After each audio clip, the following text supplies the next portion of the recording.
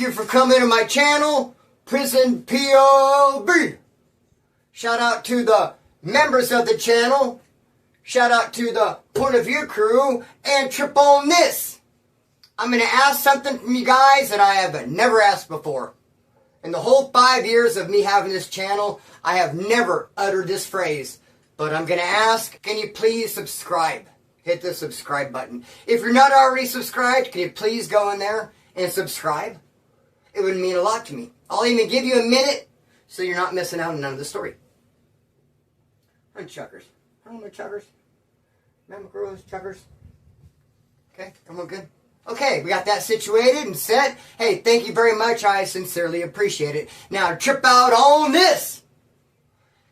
What we have for you today is a banger of a story, bro. I was very entertained when I myself was reading about it. And I can't wait to extend, bro, the same joy and energy to you as I felt when I was reading it. So here's the story, dude. There was a major riot between Norteno inmates and protective custody inmates in the Kern County Jail in pre-trial. Last of June 14th to be exact. So I'm going to get in there and break this riot down to you, and you're going to trip out because as I unfold it and get into the details, it just becomes more and more bizarre. It's not your run-of-the-mill riot, bro. Trust and believe that. Not at all. Alright, so let's get it, let's go. In pre-trial, in the Kern County Jail, you have pods. A pod, D pod, H pod. Now, every pod is made up of 6 units. Like F pod would have F 1 through 6. Now, as far back as I could remember, the Nortenos had all of F pod. F 1 through 6 is where the Nortenos went. Now, no, there are no Nortenos in Bakersfield. Boy, is that a popular topic to talk about. Hey, I'm born and raised in Bakersfield, bro. I've been through every neighborhood in this town. The Nortenos do not have a neighborhood here. Maybe there might be a Norteno or two, a straggler running around, but they don't have a street, they don't have a block, they don't have a neighborhood, homeboy. No Nortenos here. So we have a lot of Nortenos in the outlying areas. So we have a spot for them in Kern County Jail when they come F pod. And as far back as I can remember, the Nortenos had F 1 through 6. But this riot that happened last June was between Nortenos in F3 and protective custody inmates in F4. So it's a safe assumption, homeboy, to say, obviously, the Nortenos lost F4. They no longer have it. The PCs have it. And not only do the PCs have F4, in my opinion, but they also have F5 and 6. In my opinion, the current condition of F-Pod in pre-trial Kern County Jail is Nortenos F1 through 3, protective custody F4 through 6. Because the sheriff, bro, the jailers are not going to come in and see that the Nortenos have F1 through 6 and then put protective custody inmates in F4.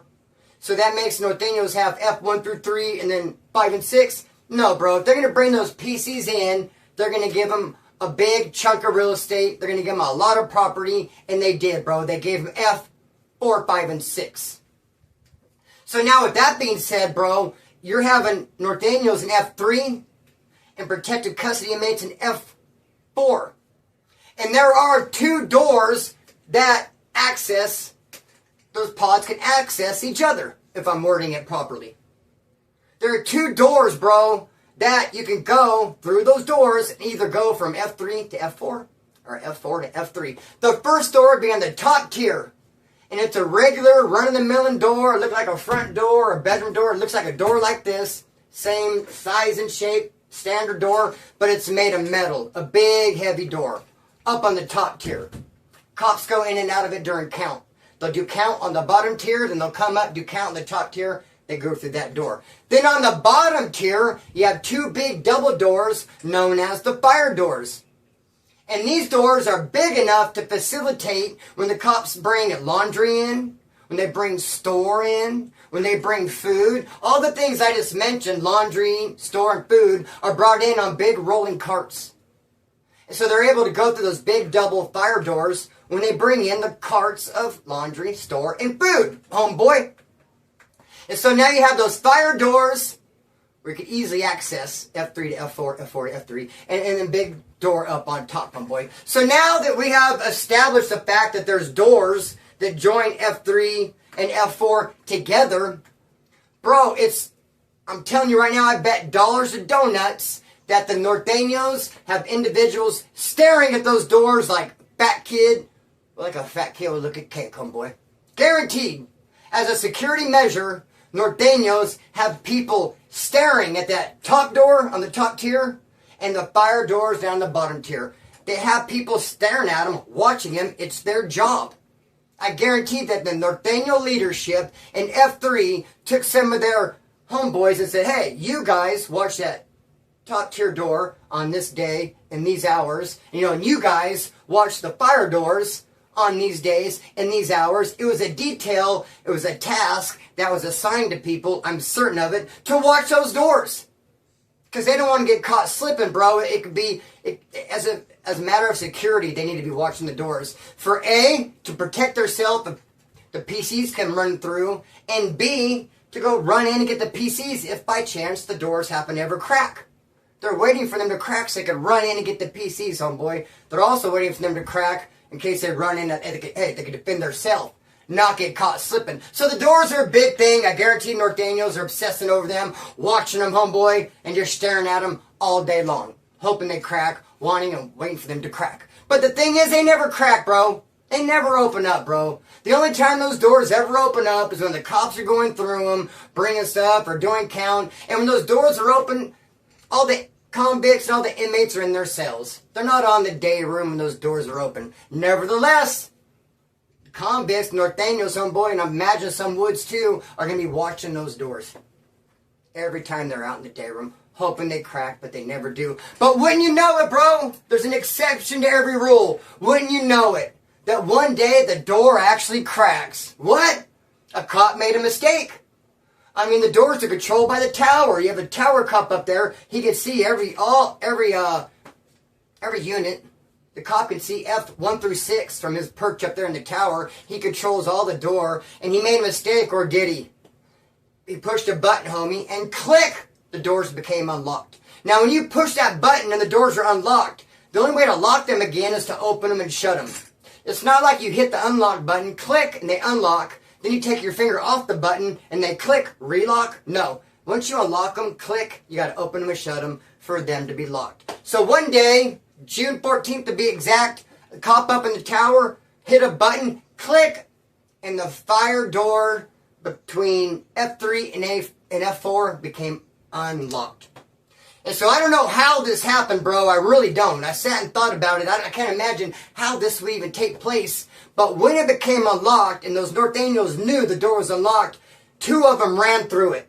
2 Norteños from F3 ran into F4 to attack the protective custody inmates. 2 and only 2. Now, several of them tried to come over from F3 to F4. Several of the Norteño population tried to make it over there, but for some reason, only 2 made it.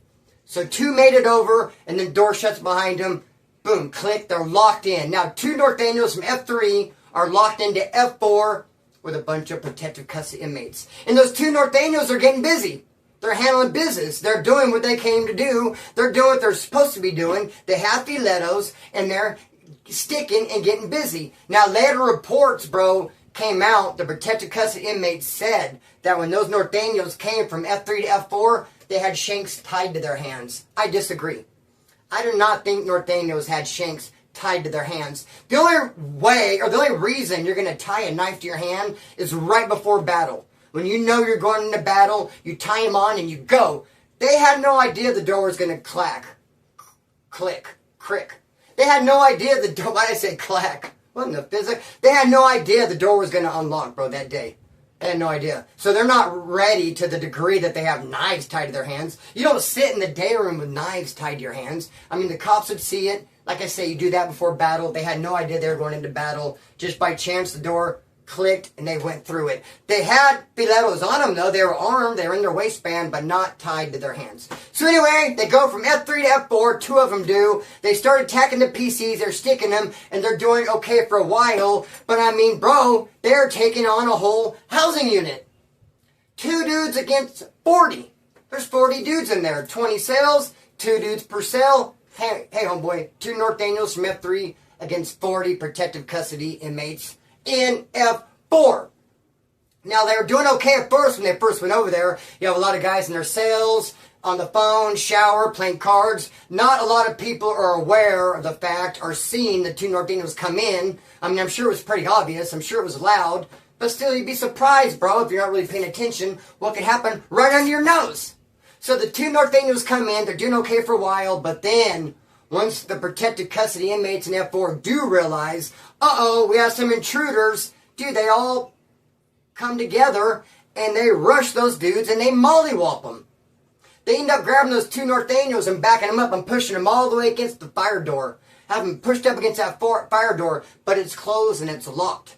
And you have Nortenos in F3 trying to access it, trying to breach it, trying to open it back up to get in there, help their homeboys, but no, it's locked. So you have 2 Nortenos getting mollywopped by all of F4, possibly 40 protective custody inmates. They have them up against this door, and they're just whipping their ass, mollywopping and punching them, they're kicking them, and they end up taking their weapons from them and stabbing them. But that's when Gregory Ortiz, a protective custody inmate on the top tier, he is there. He's a maniaco. He's a pervert. He is there because he did not register as a sex offender.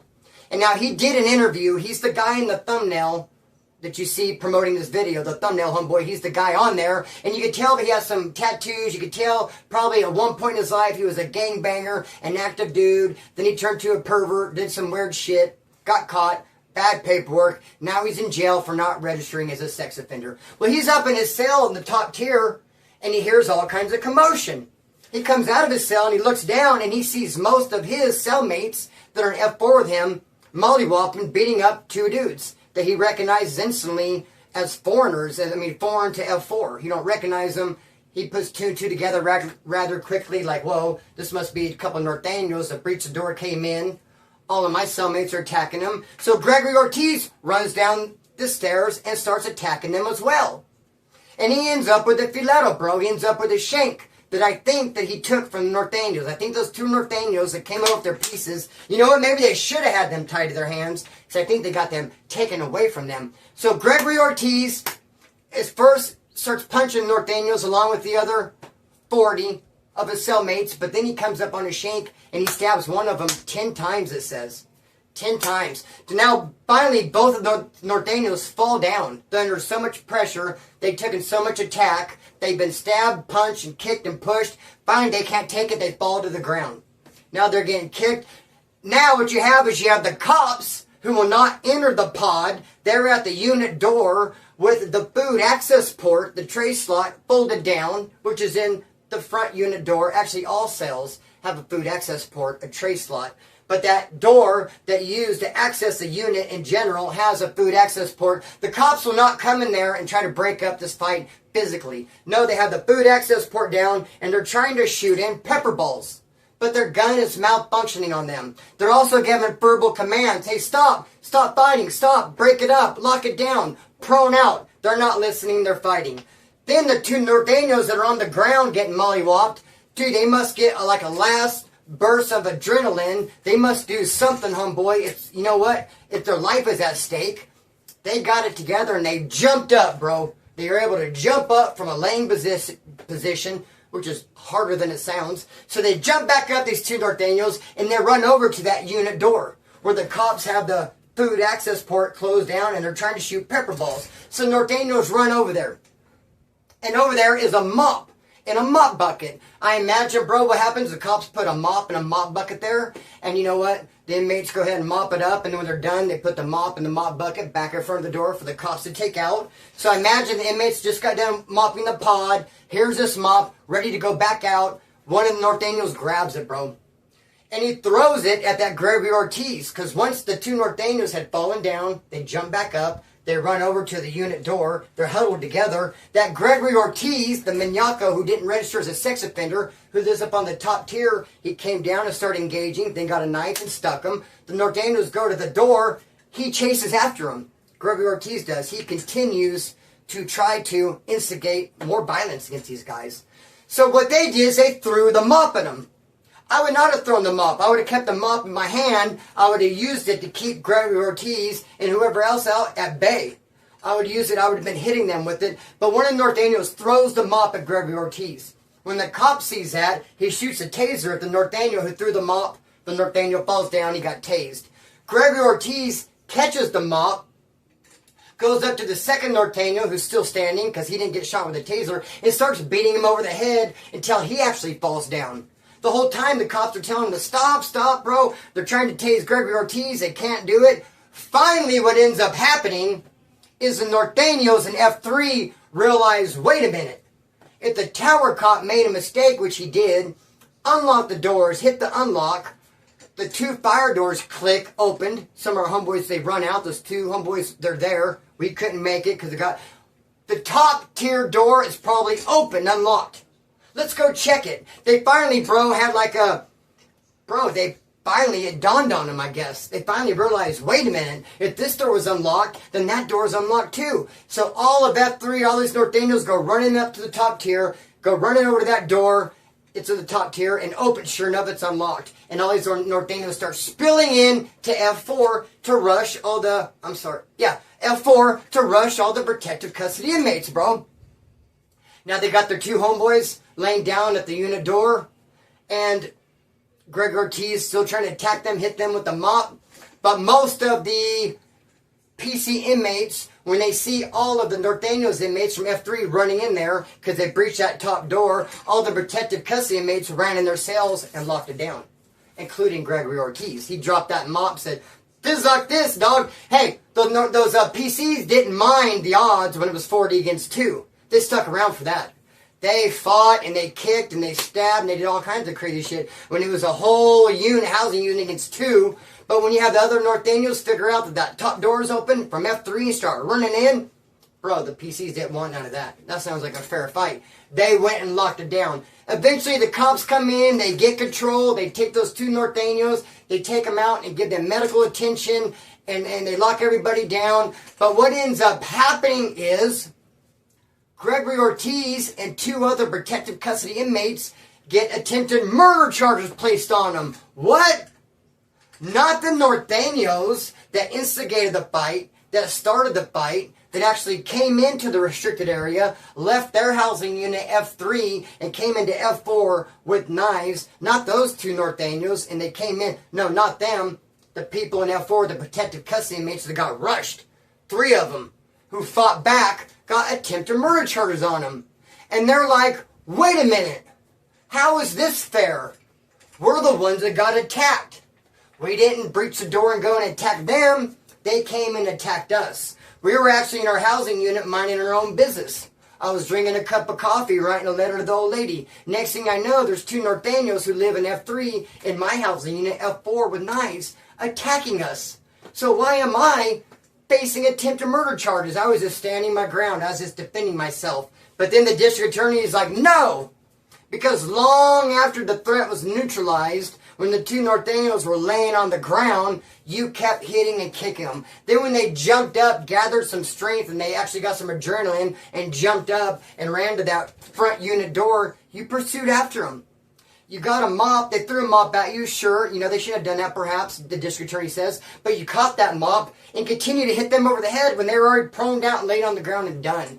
So you continued the attack long after the threat was neutralized, Gregory Ortiz. So Gregory Ortiz and 2 other protective custody inmates, 3 in all, are facing attempted murder charges for what they did against those 2 Nortenos who came into their unit. Now, there was a thing back in Wasco Reception and D-Pod for like about a year straight.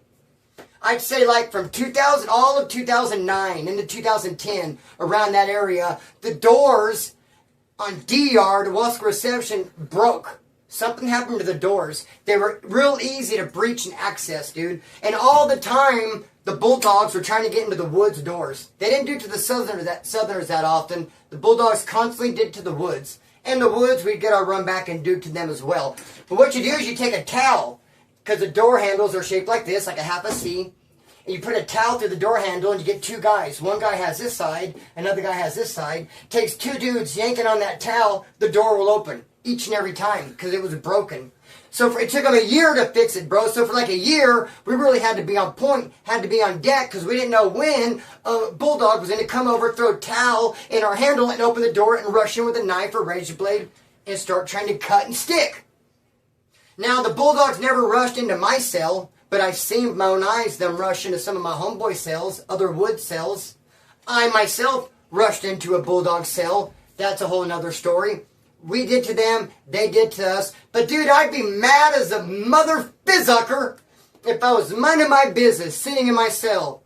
A bulldog broke the door, breached the door with a towel, came in, started attacking me with a razor blade or knife, and I picked him up, body slammed him, took his knife from him, stuck it up his ass, and they filed attempted murder charges on me. I'd be like, no, dude, you should file it on him. The one who breached my door and who attacked me, he instigated it. He came after me. I was defending myself. So what a trip, bro, that the Nortenos left F3, went into F4 with weapons, started attacking, but the people they attacked defended themselves to the point of actually getting attempted murder charges put on their ass, homeboy. You know what I mean, dog? So, hey, was it good for you? It was good for me. I love kicking with you guys and hanging out and chilling with the Point of View crew. I love the members. I love the Point of View crew. So what I'm going to do now, though, I'm going to cut the string and let it fly. Peace.